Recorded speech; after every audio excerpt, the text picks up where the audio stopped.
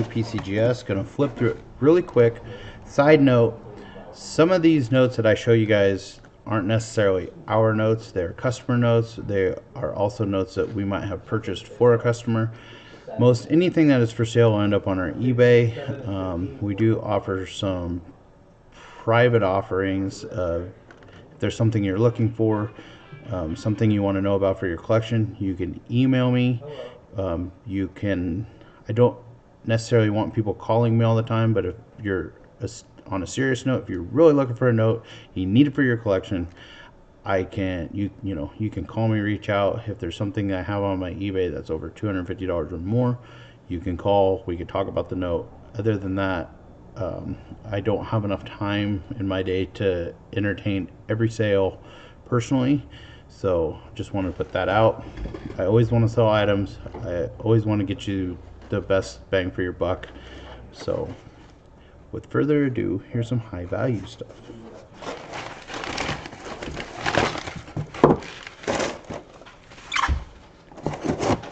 Also, we're pretty easy to find on eBay if you're looking. We're Kearney Coin Center or Kearney CC on eBay.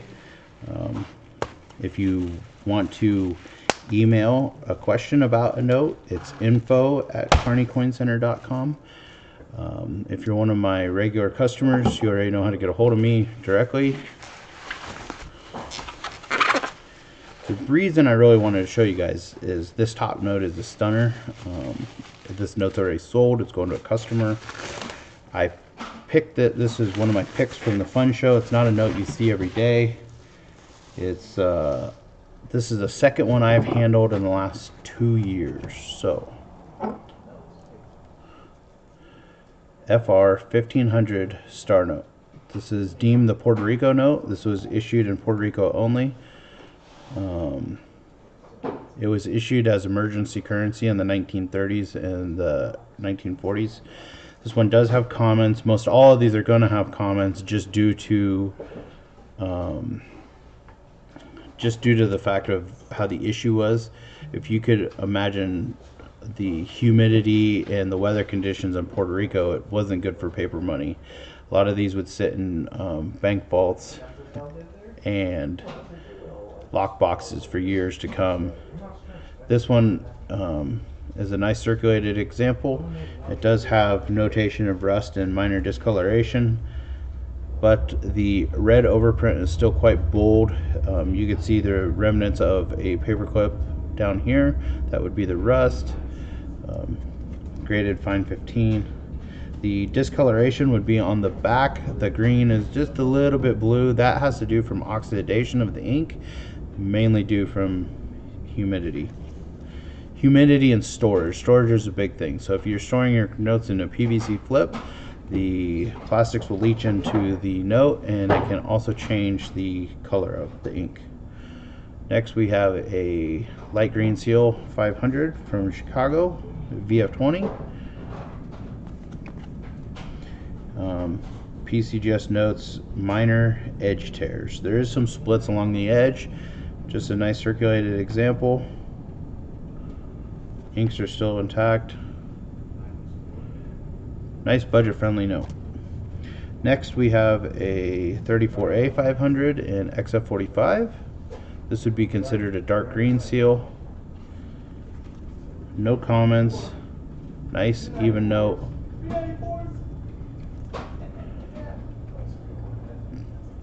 Most all the notes in this submission are already sold or are in private collections.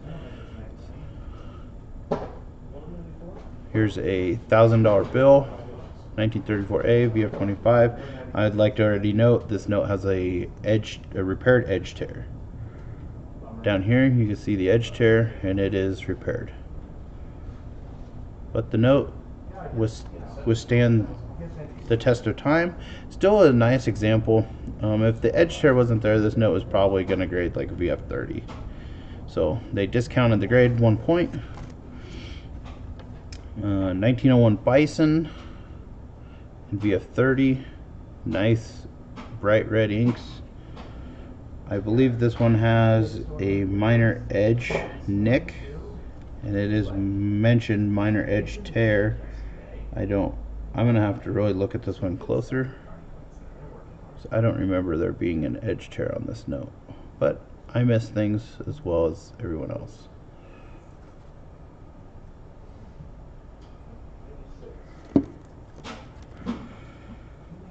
Here's a monster note, 1918 $1 star from New York, graded AU55. There is a handful of these examples running around in choice and gem uncirculated. However, for the price point, you're getting the look of an uncirculated note for the price, for a discounted price. I believe uncirculated examples sell for $6,000 to $12,000. This note's going to be much more affordable than a uncirculated example. Everybody's favorite, the 1896 $5 educational. This one's graded VG10. Lots of eye appeal for a VG. Not real rubby. Solid details. Seal still present. Readable serial numbers. Comment free. Definitely has a lot of eye appeal for a VG10. This note's probably going to end up on eBay. I do not have a home for it. Here is a $5 educational in fine 12. Also problem free. Nice example. Portraits are very legible. No hard ink breaks through them. Lots of eye appeal for a fine 12. Also intact seal and serial numbers. There you go, $5 educational. Here's a fun note, 1886 $5 small red seal. This is an extremely tough note for 1886 varieties. This one has a small edge split notated on it, but a nice intact example.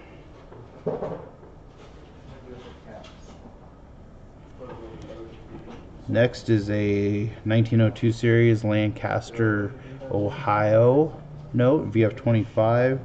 Nice, solid, original, intact signatures. This would be considered a date back.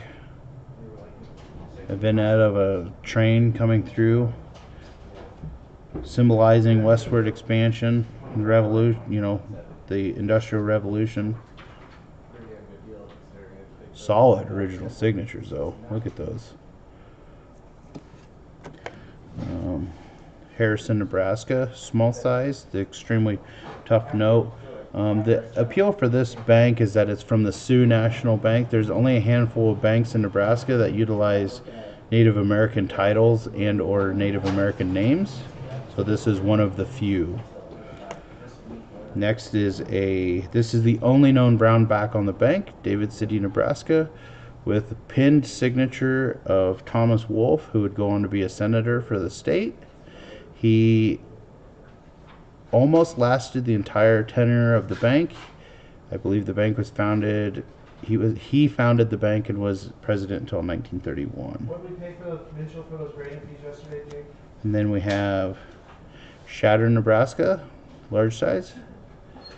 This is a extremely tough type for this town. Only a handful of large known on the bank.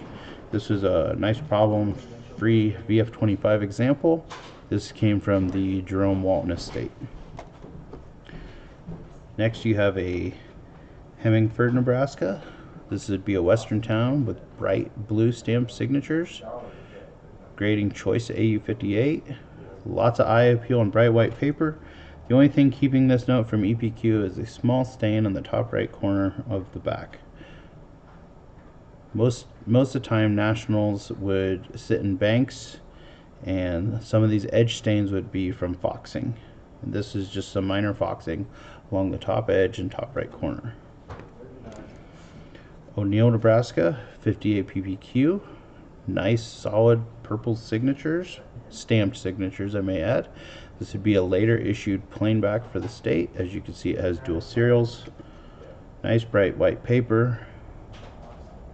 $20 examples on the state of Nebraska are extremely tough in any grade above AU. And this one looks like it was issued just yesterday. Speaking of banks and town names with Native American backgrounds.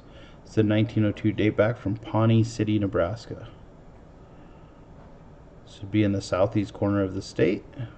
Has pin signatures.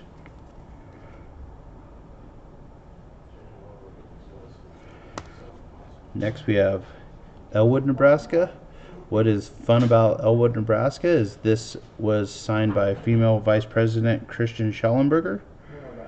The story goes that her husband died and she didn't want the townspeople to know that he had passed away, so she started signing notes in lieu of him. Next is Ainsworth, Nebraska. This has a female cashier's assistant cashier, Hazel Smith's signature. Hazel worked in the bank and she has a handful of signed notes. This would be Gresham, Nebraska, 1902 series 20. This was signed by female cashier, assistant cashier, Margaret Davidson. A little bit of light staining on the reverse of the note doesn't detract from its rarity or the fact that it was signed by a female cashier. Next we have Plattsmouth, Nebraska. Female assistant cashier signature by Anna Warga.